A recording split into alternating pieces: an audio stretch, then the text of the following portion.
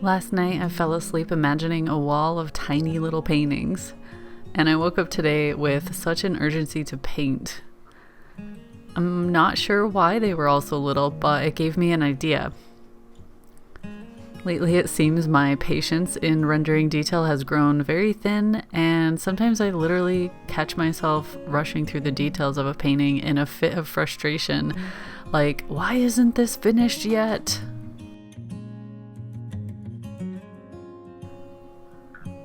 I think for so long I was just focused on bigger, more expressive paintings that required me to use quick, bold brushstrokes and splashes and scraping my palette knife over the big areas. So I think I lost some of my patience along the way. So today I was on a mission to regain it. Small paintings like this force me to be very slow and focus on all the little details. And I had this vision of lilies in a pond. It's a subject that I'm very fond of, but I think I'm often too timid to paint because it is quite detailed and there's lots of little pieces. I also think this urgency to paint lilies came from somewhere subconscious, something in my memory pulling at me.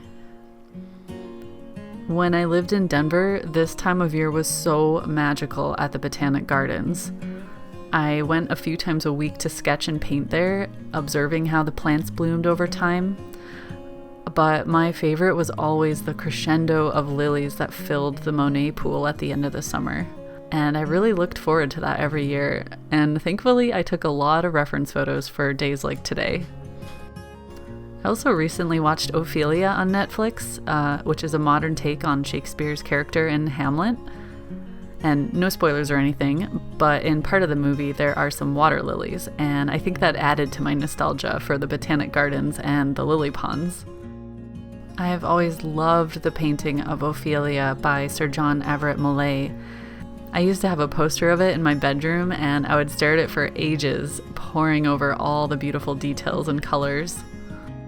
In school, I remember studying this painting and the way that Millais painted a realistic depiction of nature that is surrounding Ophelia, and it was quite shocking in the 1850s. And Millais and the pre-Raphaelites, they were all rejecting some of the previous ways of thinking, which were improving upon nature and painting it in a way that was more pleasing. And instead, Millais left in elements such as the mass of tangled branches and roots, and the bent and broken reeds in the water, and leaves with withered brown edges. And it just got me thinking about how when I'm outside painting, do I change things to suit my own aesthetic and ignore some of the natural elements in order to highlight the more attractive aspects of the forest? And I honestly think I do sometimes. But maybe it's those smaller, often forgotten pieces of nature that aren't so pretty to look at up close that help elevate the rest. Without the contrast of these areas, would the green be quite so desirable? Would the forest feel as lush? It's definitely interesting to think about that. And I try not to idolize any one part of nature, as I know each piece is so important. I think one of my goals this summer will be to really focus on drawing and painting more of those forgotten little puzzle pieces of the forest. Millais actually painted from life, and some of the letters he wrote are so funny. The way he describes the woes of plein air painting are pretty relatable, although quite dramatic. I remember one of his letters. I think it's pretty famous now, and I think about it when I paint outside and run into trouble. He wrote, "My martyrdom is more trying than any I have hitherto experienced. The flies of Surrey are more muscular and have a still greater propensity for probing human flesh. I am threatened with a notice to appear before the magistrate for trespassing in a field and destroying the hay.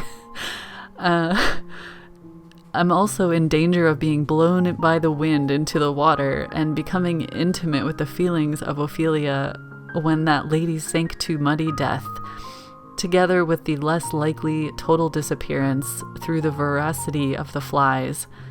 Certainly the painting of a picture under such circumstances would be a greater punishment to a murderer than hanging. It's so dramatic and funny. But, we can relate, right? Anyways, after I got this tiny painting out of my system, I thought it would be really cool to make it an addition to my sketchbook and maybe tape it to the front of my sketchbook or something. But then I got another idea and I ended up laminating it so I could add it to my travel watercolor palette. And it would always remind me to be true to nature and paint what I see, not just what I think I see, like Malay did. Lately, I've been more interested in combining small areas of realism and other areas of total abstraction in my larger paintings. So I feel like I do want to still study from life in a more realistic way, even though my general style leans more towards not abstract, but just more stylized in general. So yeah, it's still really important for me to go out and paint from life and draw from life and really study colors that are true to nature. So I actually cut it out and added a little magnet to it, and I have a lot of these little magnets lying around because they're what I use to put them on the back of my little pans, which go inside my travel watercolor palette, and it actually worked really well. I think I want to make a couple more of these, maybe a couple slightly bigger ones, and put them on the fridge or something. I am currently asking my patrons if they would like these for their reward next month because I thought it's so cute. I don't know why I love tiny things so much. I think they're adorable. But yeah, here we go. Here's the final result. My little addition to my travel watercolor set. Just something to remind me to stay true to nature and enjoy not only the beautiful things, but the truth. Stay well, everyone, and I'll see you again soon.